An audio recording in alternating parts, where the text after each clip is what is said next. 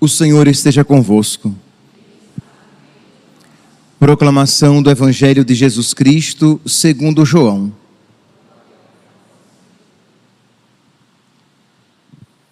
Aquele que vem do alto está acima de todos. O que é da terra pertence à terra e fala das coisas da terra. Aquele que vem do céu está acima de todos. Dá testemunho daquilo que viu e ouviu, mas ninguém aceita o seu testemunho. Quem aceita o seu testemunho atesta que Deus é verdadeiro. De fato, aquele que Deus enviou fala as palavras de Deus, porque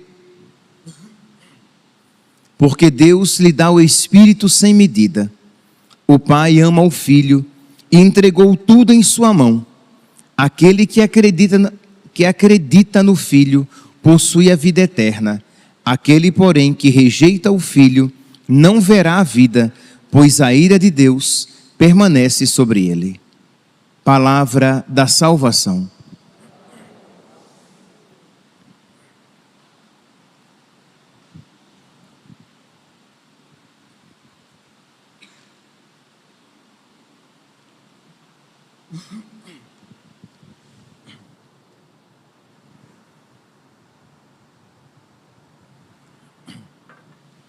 Caríssimos irmãos e irmãs, a liturgia de hoje nos dá ocasião de refletirmos a respeito de 3 atitudes que podemos ter diante da verdade, diante de Jesus, diante do seu Evangelho.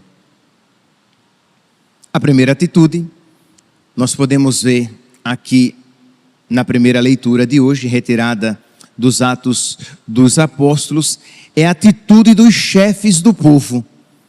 Isto é, nós acompanhamos durante toda a Semana Santa e vemos que esta atitude continua, isto é, uma atitude de fechamento à verdade. Os chefes do povo, os chefes de Israel, não querem se converter. Eles viram os milagres que Jesus fizera e eles não quiseram se converter. Por último, o grande milagre, quando Jesus ressuscita Lázaro, eles dizem: nós temos que fazer alguma coisa, senão todo mundo vai se converter e nós perderemos o povo. E diz a palavra, e eles tomaram a firme decisão de matar Jesus. Isto é, diante do milagre da ressurreição de Lázaro, quando eles veem Lázaro vivo, ao invés de eles defrontando-se com a verdade, com o fato, de eles questionarem os seus próprios pressupostos, a sua atitude, não, eles negam a verdade, eles querem matar Jesus.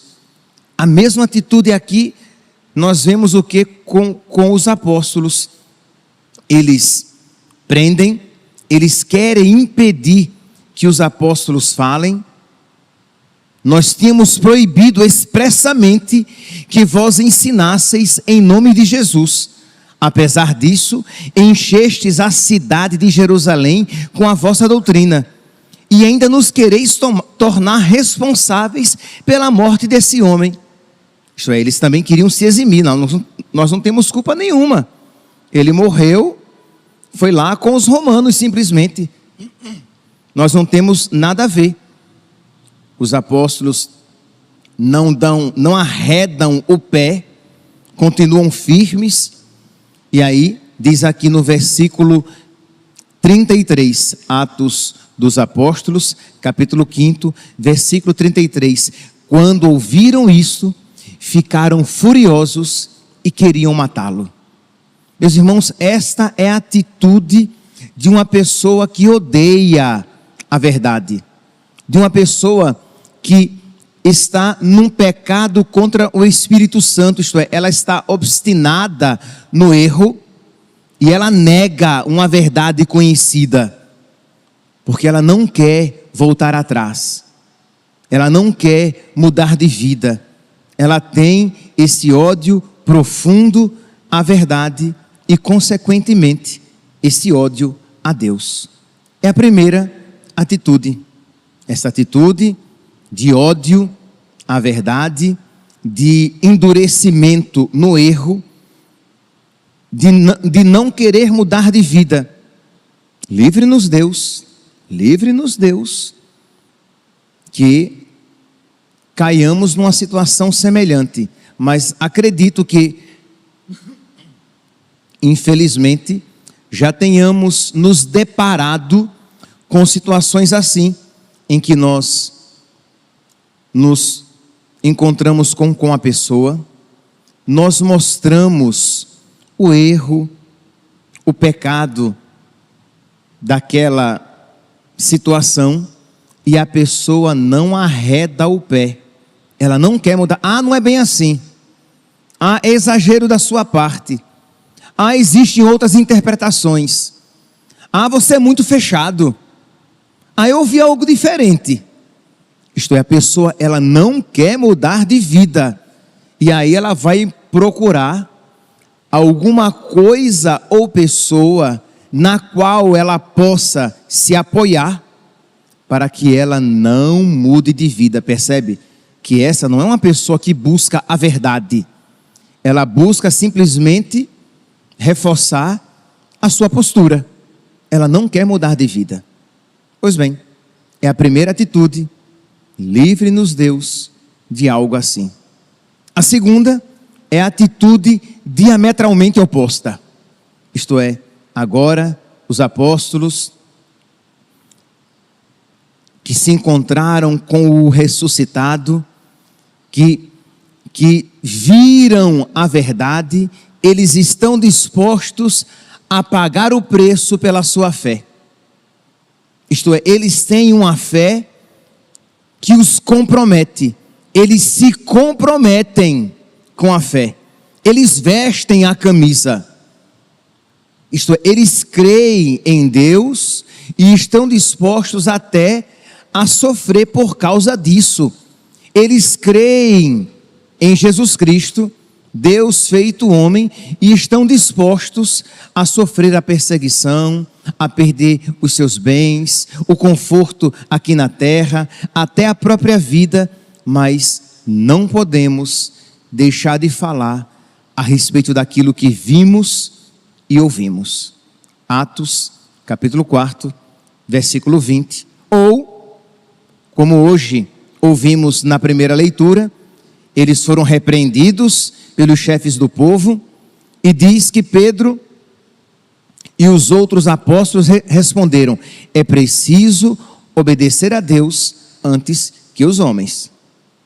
Isto é, olha, me desculpe, mas o que você está pedindo a mim é impossível de ser realizado.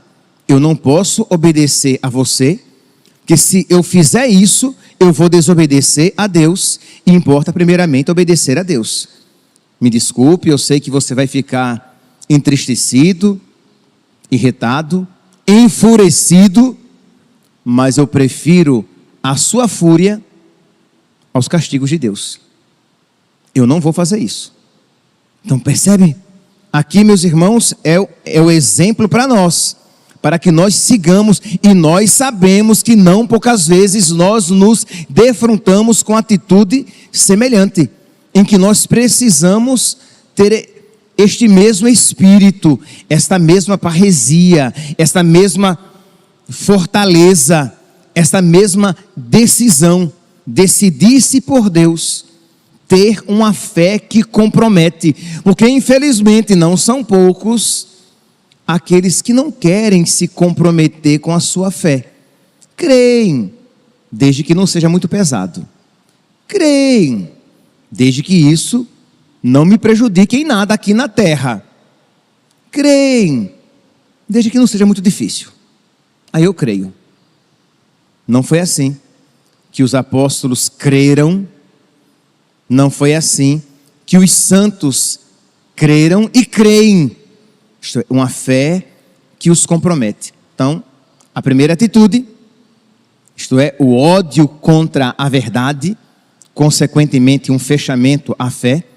A segunda atitude, diametralmente oposta, isto é, alguém que assume a fé e arca com as consequências desta fé na sua vida, sabendo que os sofrimentos do tempo presente nem devem ser comparados com a recompensa futura. Então vou pagar o preço, mas eu sei que vale a pena. E a terceira atitude é a que é a mais perigosa, porque ela é subreptícia, ela é disfarçada, ela age na penumbra. A primeira atitude está claramente pecaminosa. A pessoa odeia a verdade e não quer se comprometer. Mas esta terceira, que é a que nós vemos aqui no Evangelho, que o Evangelho é a continuação do diálogo de Jesus com Nicodemos. É aquela atitude de alguém que procura Jesus de noite. João, capítulo 3, versículo 2, diz que Nicodemos foi ter com Jesus à noite. Ele sabia que Jesus era alguém vindo de Deus. Ele sabia que Jesus tinha algo de divino, porque ele vinha de Deus. Ele era um grande mestre.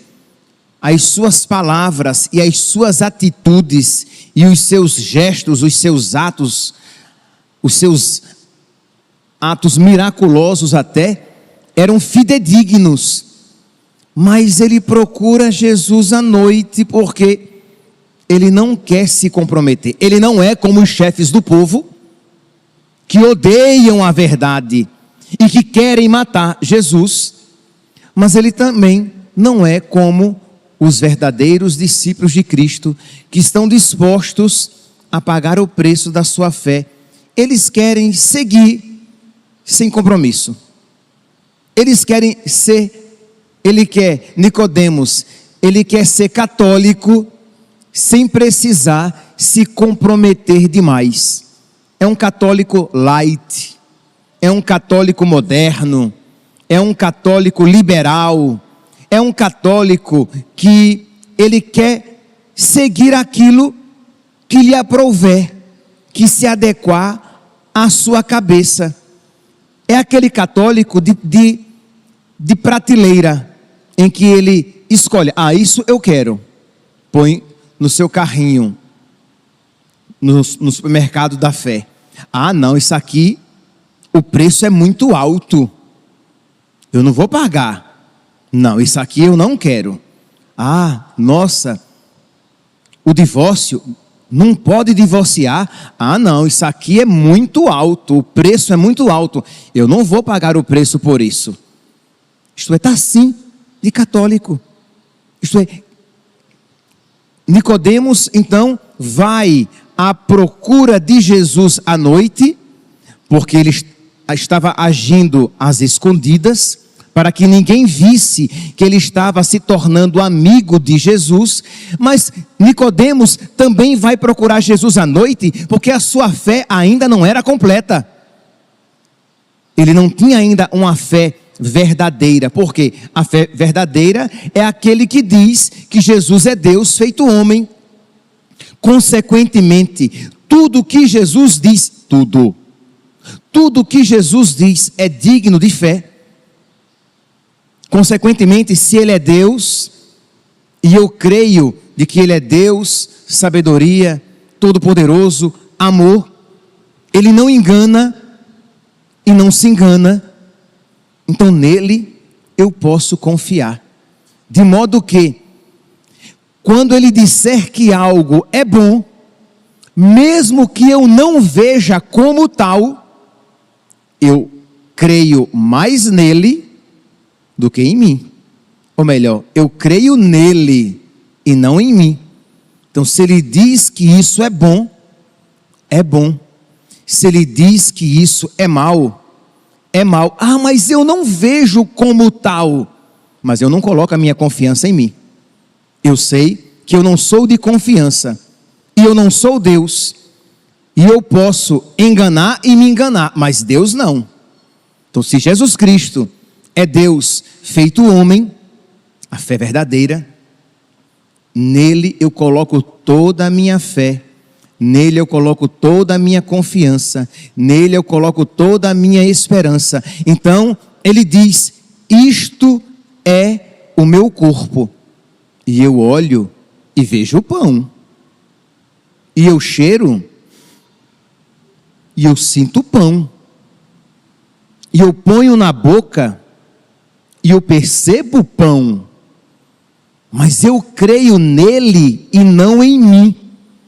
Então, não obstante, embora os meus sentidos percebam pão e a minha inteligência não alcance aquilo que ele me diz, eu me fundamento naquilo que ele me diz.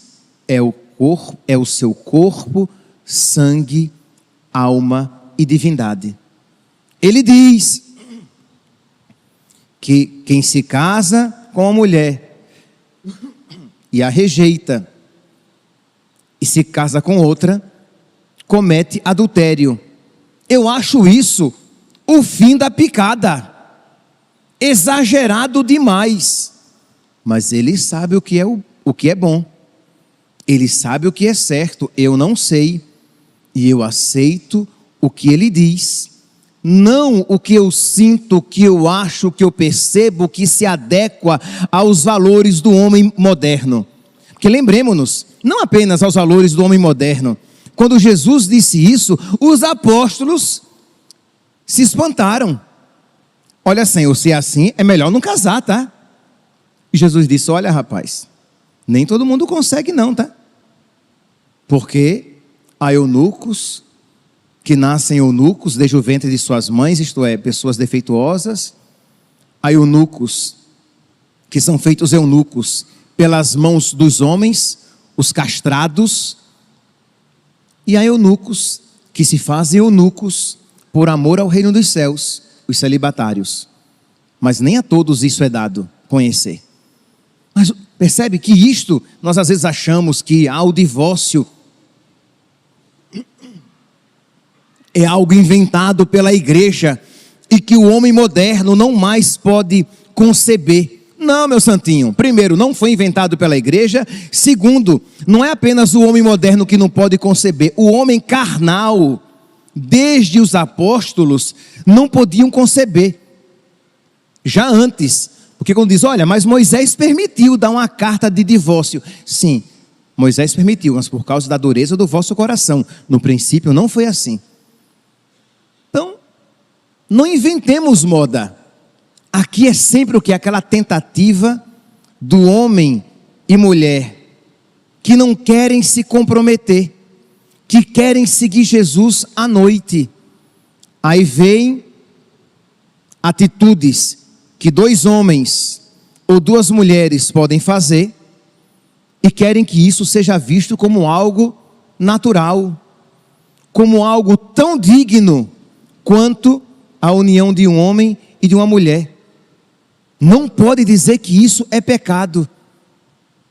Mas a palavra de Deus é clara quando fala a respeito disso.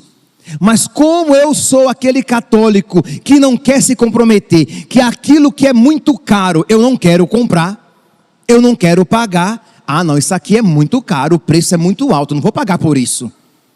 Porque a sua fé é fé de prateleira, é fé de supermercado, em que você seleciona. Mas saiba, quando você nega um artigo da fé, você perde toda a fé.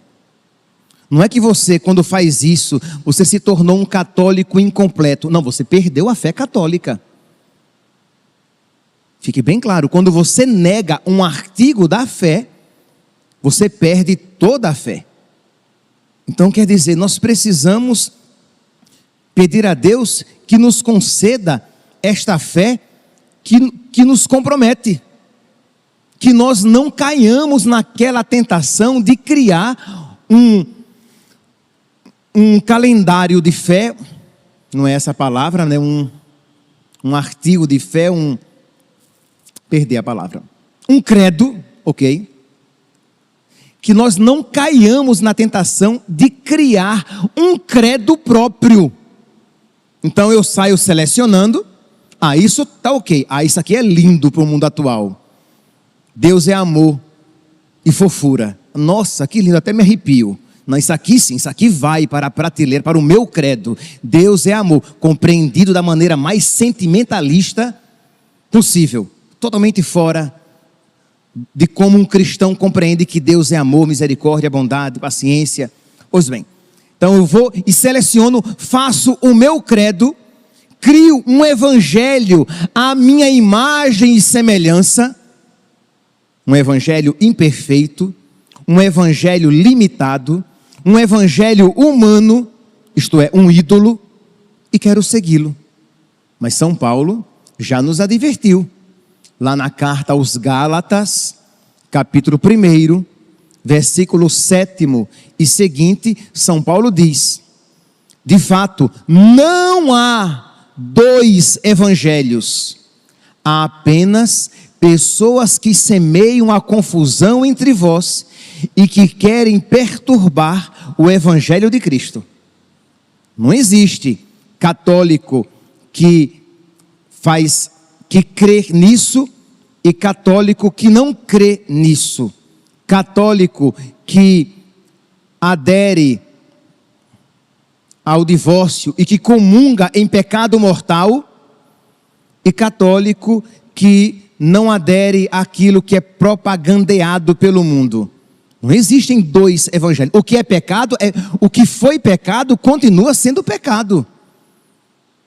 Então não há dois evangelhos. Mas, diz São Paulo, ainda que alguém, nós ou um anjo baixado do céu, imagine que São Paulo coloca alguém de uma dignidade altíssima, mesmo que um anjo descesse do céu e pregasse um evangelho diferente e dissesse: olha, isso agora não é mais pecado, isso que sempre foi pecado para os católicos agora não é mais. São Paulo diz: mesmo que um anjo descesse do céu e pregasse um evangelho assim, que ele seja excomungado, que ele seja anátema. Se um anjo disser: olha, agora o evangelho é mais light, não precisa se comprometer tanto, não precisa ser tão exigente assim. Se isso um anjo fizer, quanto mais um apóstolo, São Paulo diz: se eu fizer isso, que eu seja excomungado. E se um anjo fizer isso, que ele seja excomungado também. Vos anunciasse um evangelho diferente do que vos temos anunciado, que ele seja anátema, anatemacite, que seja excomungado. Repito aqui o que acabamos de dizer: se alguém pregar doutrina diferente da que recebestes, seja ele excomungado. E ele vai dizer: é porventura o favor dos homens que eu procuro ou o favor de Deus? Percebe que está em plena comunhão com aquilo que Pedro e os apóstolos disseram, que importa obedecer a Deus e não aos homens. Aquilo que Pedro e João vão dizer lá em Atos capítulo 4, versículo 20, não podemos, me desculpe, mas nós não podemos deixar de falar a respeito daquilo que vimos e ouvimos. Então, meus irmãos, cuidado, que esta atitude de quem não quer se comprometer, daquele cristão light, daquele cristão, daquele católico liberal, daquele católico moderno, que irremediavelmente vai perder a fé católica quando ele começa a selecionar aquilo que ele vai crer e aquilo no qual ele não vai crer, quando ele quer viver uma fé que não o compromete. Que nós hoje então, meus irmãos, peçamos a Deus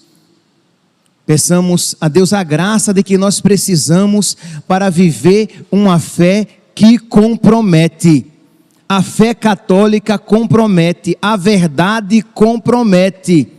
Jesus não negou, ele disse: olha, no mundo tereis tribulações, mas coragem, eu venci o mundo. Jesus não nos enganou, ele disse: eu vos envio como ovelhas em meio aos lobos, isto é, eles vão odiar vocês por causa de mim. E o que eles fizeram comigo, o galho verde, eles farão com vocês, porque se fizeram comigo, quanto mais o que eles farão com vocês. Mas eu estarei convosco todos os dias até o fim dos tempos. Então pedir a nosso Senhor, pedir a intercessão da Virgem Maria, da Rainha dos mártires, providencialmente hoje estamos celebrando um mártir, alguém que morreu por causa de Cristo, que morreu por causa da fé, para que Ele nos alcance também as graças de que precisamos, para que nós também estejamos dispostos a morrer por causa da nossa fé, porque não tenhamos dúvidas, já estamos vivendo este tempo de que o cristão, o católico, ou ele está disposto a morrer e a sofrer pela sua fé, ou ele não será nada. Que a Virgem Maria, Rainha dos mártires, interceda por nós, para que nós vistamo-nos de Cristo, vistamos a nossa fé e arquemos com as consequências de crer em Jesus Cristo. Louvado seja nosso Senhor Jesus Cristo, para sempre seja louvado.